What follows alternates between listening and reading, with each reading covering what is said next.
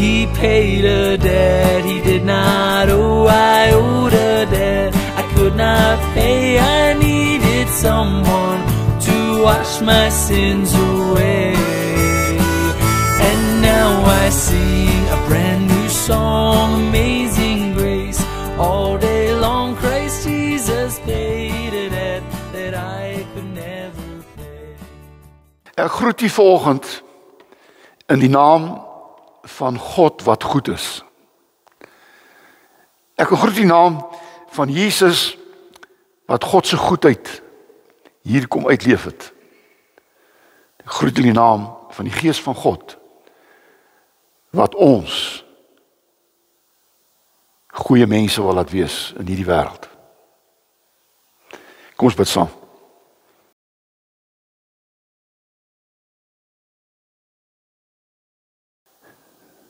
Genadige, barmhartige God, vol liefde,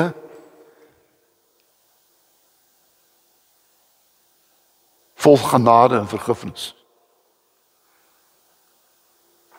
Dankie God dat U ook 'n regverdige God is. En dat U nie wil dat ongeregtigheid heers in hierdie wêreld nie.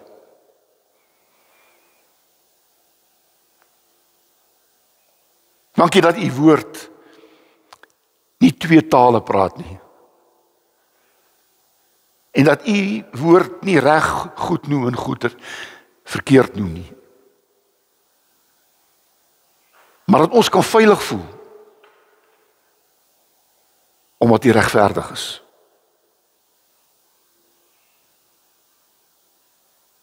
Dankie dat ek weet dat U deur die Gees vanoggend hier teenwoordig is. En dat hier is om ons in ons lewens te kom aanraak.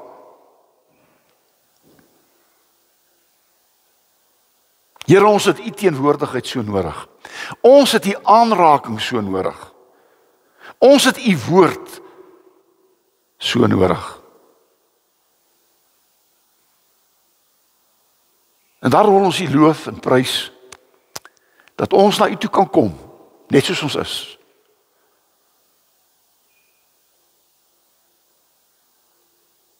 Dat ons ook saam met die ou tollenaar van ouds kan uitroep: God, wees my sondaar genadig. Ons is nie vanoggend hier om skynheilig te wees nie. Ons is nie hier om goed in ons lewens te kom toesmeer nie. Ons is hier omdat ons weet U weet alles. U weet alles van my. Maar U wil hê dat ons met U kom praat oor dit wat in ons lewens nie goed is, reg en verkeerd. Dat U wil hê dat ons met U kom praat soos 'n vader. En dat U sal luister.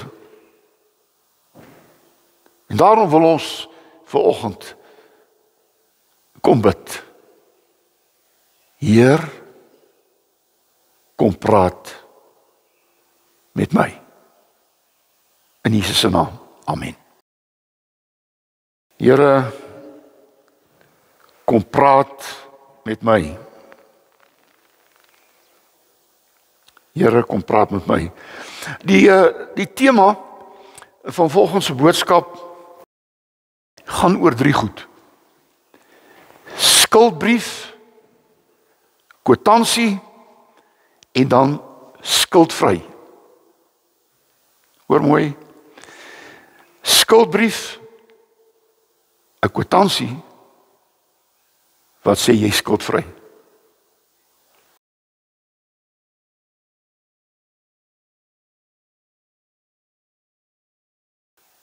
Dit is so wonderlik dat Jesus na hierdie wêreld gekom het om veral een ding te kom sê: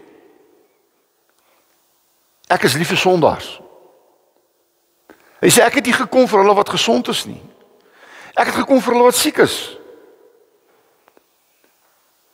En as jy volgende na my luister ook hier en oor die video wat ons uitstuur, Dan wil ek net hê, jy moet weet, hoor mooi, hoor baie mooi, Jesus is nie lief vir sonde nie. Hy het daarvoor gesterf. Maar hy is lief vir sondaars. Hy is lief vir sondaars. Jy weet, die wêreld wil hê dat ons alles maar moet goed praat. Die wêreld wil hê dat dit wat verkeerd is, moet ons maar net ewe skielik sê dis nou reg. En God praat nie so taal nie. God praat 'n taal van reg is reg, verkeerd is verkeerd. Dis die taal. En daarom moet jy weet ook, en ons almal wat hier sit weet, dat dit wat verkeerd is, kom ons noem dit sonde, kom ons noem dit wat dit is, dan moet ons weet, dit is dit wat 'n mens se lewe verskriklik stikkend breek. Julle wat na my luister, ons almal kan kyk na ons lewens en ons kan plekke in ons lewens sien waar hierdie verkeerd, hierdie sonde ons stikkend gemaak het. En weet jy, daar's van hierdie stikkend wat so stikkend is, dat dit 'n leeftyd vat om gesond te word. En daarom speel 'n mens nie met sonde nie. Jy maak nie van sonde jou vriend nie. Want sonde maak stikkend, maak seer. Dit verwoes self. Maar daarom gaan vanoggend se boodskap oor dat ons uit genade gered is. En die oomblik wat God se genade in jou lewe werklikheid geword het, van daardie oomblik af wil jy nie meer sonde doen nie. Genade laat jou weghardloop of laat jou wil weghardloop van sonde. En daarom mag die Here vanoggend met ons elkeen kom praat. Ons tekswoord is Efesiërs 2 vers 8. Julle is inderdaad uit genade gered deur geloof. Hierdie redding kom nie uit julleself nie, dis 'n gawe van God. Jy moet een ding onthou, ons leef deur die geloof. Baie mense sê, hoe kan jy dit bewys? Dan sê ek wil en ek kan niks bewys nie. Ek leef deur geloof. Ek glo dat ek uit genade gered is. Ek voel dit nie. Ek kan dit nie bewys nie, maar ek glo dit. Ek glo my sonde is vergewe. Ek glo dit, want die woord van God sê so. So ons praat vanoggend oor twee goed. Die eerste is die pad na geestelike dood. Onthou net, as die Bybel praat van dood, dan praat hy meer oor geestelike dood. Geestelike dood. En Efesiërs 2, al hierdie gedeeltes kom uit Efesiërs 2 uit. En Efesiërs 2 vers 1 sê, sonde maak mens geestelik dood. Jy weet, as 'n mens aanhou met 'n sekere sonde, dan gaan jy oor daai sonde dood geestelik. Dit hinder jou nie meer nie, dit word 'n lewenswyse. Jy weet dit is verkeerd, maar elke keer gaan jy daarmee aan en dit word uiteindelik vir jou 'n tweede lewenswyse. En dit is die geestelike dood waarvan die Bybel praat. Romeine 6:23. Hoor net die boodskap vertaling. Luister mooi, ek gaan stadig lees. As 'n mens jou hele lewe lank vir die sonde werk, is die geestelike dood jou beloning. So eenvoudig is dit. So. En daarom het Jesus vir die vrou wat op die daad van oorspel gevang is, van gesê, ek veroordeel jou nie, maar moenie aanhou met hierdie sonde nie. Want 'n sonde waarmee jy aanhou, word later iets waaroor jy nie meer skuldig voel nie. Dis 'n tweede natuur. En daarom moet mense dit nie toelaat in jou lewe nie. Want jy sien, sonde misvorm jou lewe. Sonde laat jy God se doel in jou lewe mis. Dit gaan nie oor die sonde nie. Dit gaan oor wat die sonde doen. Daar waar ek groot geword het, was daar 'n man wat 'n baie rowwe lewe gelei het. En ek was toe nog baie kind of wat ook al, maar die dominee het vertel, hy was by die man gewees en die man het gesterf en toe het die man geskreeu, my wit leuns is 'n wit leer van hier af tot in die hel. En ons sê baie keer, is 'n wit leentjie. Maar hierdie man het gesê, my wit leentjies is 'n wit leer van hier af in die hel, tot in die hel. Jy sien, dis waaroor dit gaan, want sonde laat jou minderwaardig voel. Jy begin later bang word, dat mense gaan uitvind, hoe jy lewe en wat jy doen. Sonde maak jou bankrot. Sonde laat God se droom in jou lewe 'n nagmerrie word. En juist daarom is die wortel van sonde is leuns. Johannes 8 sê die vader van die leuen is die Satan. Want jy sien die vyand vertel vir ons leuns. En ons glo dit, en ons doen dit. En uiteindelik kos dit 'n mens soms uit jou lewe. En hierdie wêreld het leuns 'n gewoonte geword. Waarheid het 'n skaars woord geword. Ons hoor min mense vandag wat waarheid praat. Veral in die politieke wêreld en selfs in die ekonomiese wêreld. Daar word soveel leuns vertel dat die mens het nie meer verskil tussen wat is waarheid en wat is leuen nie. En dis alles die goed wat Efesiërs 2 vir ons sê. Efesiërs 2 sê vir ons die wêreldse leuen trek ons weg van God af. Al verder. En uiteindelik kom jy op die plek waar jy dit self sê. Daar is geen God nie. Jy sien, jy kom by hierdie grootste leuen van alle leuns. Daar's geen God nie. En dit regverdig jou om te doen wat jy wil. Ek doen wat ek wil. Daar's nie 'n God nie. En dan begin 'n mens volgens jou begeertes te lewe. Hoekom doen jy dit? Want ek kan dit doen. Waarom doen jy dit? Ek is lus daarvoor. Jy sien, jy vra niks meer van God nie, want dit is ons nou maklik om te sê, as geen God nie, nou kan ek doen wat ek wil. Dit maak eintlik alles wat jy doen vir jouself reg. Maar nou is die probleem, en hoor mooi, daarmee is ek klaar, dan gaan ons na die volgende pad toe, wat eintlik die pad is waarmee ons gaan eindig. Die groot probleem is, dat elke sonde, elke verkeerde besluit in jou lewe, het 'n konsekwensie.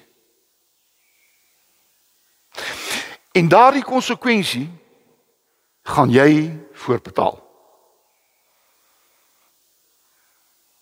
Die Here vergewe jou sonde, maar hy gaan nie die konsekwensie wegneem nie.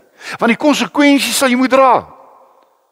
As jy iemand doodgeskiet het, kan die Here jou vergewe. Here, vergewe my. Ek het in 'n oomblik het ek van woede het ek hierdie man doodgeskiet.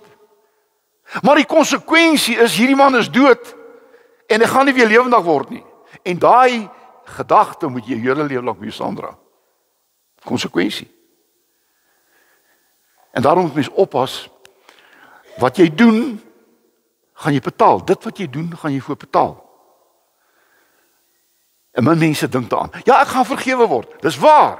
Maar wat van die konsekwensie? Wat van die feit dat jy deur dit wat jy gedoen het, 'n siek mens geword het? Jy word nie ewe skielik gesond nie. Die konsekwensie dat jy ontrou was in jou huwelik en 'n egskeiding en 'n huisgesin het mekaar uitgebreek het, dis die konsekwensie. Die Here vergewe dit. As jy sê, "Jammer, ek is jammer." Maar ewe skielik raak jy nie weer getroud nie. Die kinders word nie weer een familie nie. Dis die konsekwensie. En daarom moet 'n mens mense teen dit waarsku, en Efesiërs waarsku ons die twee. Die pad na geestelike dood, maar nou die pad na geestelike lewe. Geestelike lewe, Efesiërs 2:4-10. Hier kom 'n maar. Na al hierdie goed wat gesê word, maar. Het jy geweet 'n woordjie maar, so 'n wonderlike ding. Maar God is genadig en het ons innig lief. Ten spyte van al hierdie goed. Ten spyte van ons verkeerd. Ten spyte van die tyd wat ons op die verkeerde pad was. Ten spyte, maar God is genadig en het ons innig lief. God het met sy groot liefde ons wat geestelik dood was as gevolg van ons oortredings, het hy ons saam met Jesus Christus geestelik lewend gemaak. Soos Jesus opgestaan het uit die graf, so het ons uit die graf van sonde opgestaan. Ons was geestelik dood. Onthou nou, luister mooi na my. Toe God gesê vir Adam en Eva, dis die eerste, as julle van hierdie vrug eet, sal julle sekerlik sterwe. Het hulle gesterf? My Bybel staan daar nêrens dat Adam en Eva dood neergeval het nie. Maar die Here het gesê julle gaan geestelik dood wees. Hierdie ding wat julle verkeerd doen, gaan julle geestelik doodmaak. En 'n geestelike dooie mens weet nie meer wat is reg en wat is verkeerd nie. In Christus Jesus het ons saam met hom geestelik opgewek, is ons geestelike uit die geestelike dood en saam met hom 'n plek gegee in die Vaderhuis. Dis die wonderlike ding om laat te weet. En ek wil dit vir julle sê. Hierdie geestelike pad wat ons loop, daai geestelike pad wat na die dood toe lei, is 'n pad wat nooit in die Vaderhuis sal kom nie. Daar's net een pad wat Vaderhuis toe gaan. En dis die pad Jesus. Hy het gesê ek is die weg, die waarheid en lewe. Niemand kom by die Vaderhuis uit behalwe deur my nie. Sonder Jesus is jy nie op die geestelike lewende pad nie. Want Jesus is self die lewe. Ek is die weg, ek is die waarheid, ek is die lewe. Jy sien, hierdie genade, hoor mooi, hierdie genade gee jou geen reg om daaroor trots te voel nie. En ek is altyd so hartseer oor mense wat by die Here uitgekom het, hulle sonde is nou vergewe, glo hulle is nou kinders van die Here en ewe skielik raak hulle geestelik trots. Ek is nou beter as ander mense. Ek het gedrink, maar ek drink nie meer nie. So asof, jy weet, jy dit verdien het. En daar's niks so gevaarlik as geestelike hoogmoed nie. Want jy sien, genade maak jou nederig. Nie hoogmoedig nie. Ek is uit genade gered. My skuld is betaal. Ek bedoel, as jy so in die skuld was, dat jy jou plaas kon verloor het, en hier kom iemand en hy betaal daai skuld vir jou, en jy kry jou plaas terug, dan gee dit jou geen reg om nou te gaan spog en sê, my skuld is betaal, my plaas weer myne. Nee. Nou is jy nederig en sê, weet jy, iemand het my skuld betaal. Hierdie plaas is nie meer myne nie. Dis deur iemand gekoop en vir my persent gegee. Dit maak dit heeltemal anders as ek reg. En dit gaan ook so met ons eie lewens. Daarom kan niemand spog nie. En nou het God ons gemaak wat hy bedoel het ons moet wees. Want hy het gesê ek gaan julle maak na my beeld en my gelykenis. Wat het dit weggevat? Of wat het dit geskend? Nie weggevat nie, geskend. Sonde. Toe word die mens nie meer God se beeld nie. Hulle word nou die beeld van 'n sondige wêreld, want jy weerkaats dit wat in jou binneste is. En ons moet God weerkaats in die wêreld en dit gebeur met vergifnis. En dan word ons, en daarmee sluit ek af. Dan word ons wat God ons gemaak het. En wie wat God ons gemaak het? Luister mooi, onthou nie woordjie. God, genade, goed doen. God, genade, en wat gebeur nou met jou? Nou doen jy goed. Ons het die lied gesing, Matteus 5 vers 16. Laat julle lig so voor die mense skyn, dat hulle julle goeie werke kan sien, en julle Vader wat in die hemel is verheerlik. Goeie dade maak jou 'n lig in hierdie wêreld. En mense sien God.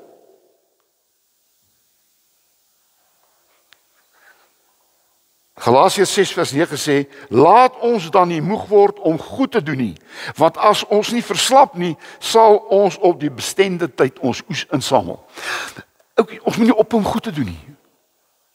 Ek het dit al gesê, julle ook. Ek het nou genoeg goed gewees. Ek het my kind genoeg gehelp. Ek het nou lank genoeg gedoen.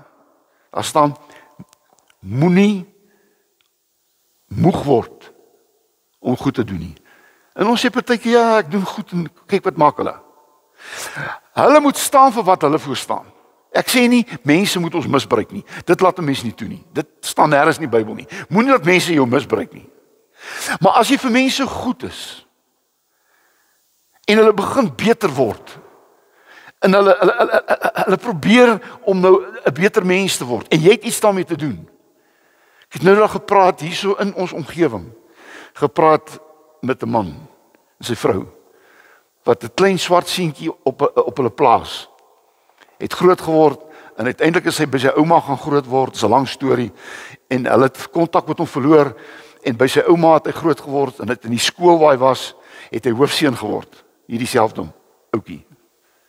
En hy's met R450 is universiteit toe, om net blyplek te kry. Ek praat dan nou van 'n klomp jare gelede hoor. En 'n lang storie kort te maak, uiteindelik 'n mediese dokter geword, en hy's 'n spesialis op die oomblik. Hoor jy wat ek sê? Daai mense het goed gedoen aan hom. En daai goed doen het gelei tot iemand wat 'n spesialis word. En ek het 'n klein aandeeltjie daarin, verstaan jy? Dis wat jy bedoel. En Hebreërs 13 vers 16 is so mooi. Moenie nalat om goed te doen en mededeelsaam te wees nie, want dit is die offers wat vir God aanneemlik is. Oukies, God soek nie jou geld nie. God soek nie jou geld nie. God soek goed doen. Want dis 'n offer wat God aanvaar. 'n Offer van goed doen. As dit is om geld te gee, doen dit net uit 'n hart wat wil goed doen daarmee. En ons as kerk moet weet, ons sit met geld in ons hande, wat mense gegee het uit hulle goedheid uit. En daarom moet ons ook goed daarmee gaan doen. Oukies, ek is klaar. Mag die Here gee dat ons sal aanvaar dat ons glo in 'n regverdige God, maar dat ons glo in 'n genadige God en uiteindelik in 'n goeie God, sodat ons die goed kan doen wat God ons voorgemaak het. Amen. Baie dankie Here dat daar is 'n pad wat na geestelike dood lei. Maar U Jesus het gekom om ons 'n stopstraat, die kruis 'n stopstraat te laat word. Stop. Moenie op hierdie pad voortgaan nie. Draai om. Draai om. Daar's 'n ander pad. Die pad wat na geestelike nuwe lewe lei. En ek glo ons wat hier sit, het by hierdie pad uitgekom. Wat se adres Vaderhuis is. Amen. Stuur jy huis toe. God seën jou. Jesus vergewe jou. En die Gees van God vul jou met krag. Amen.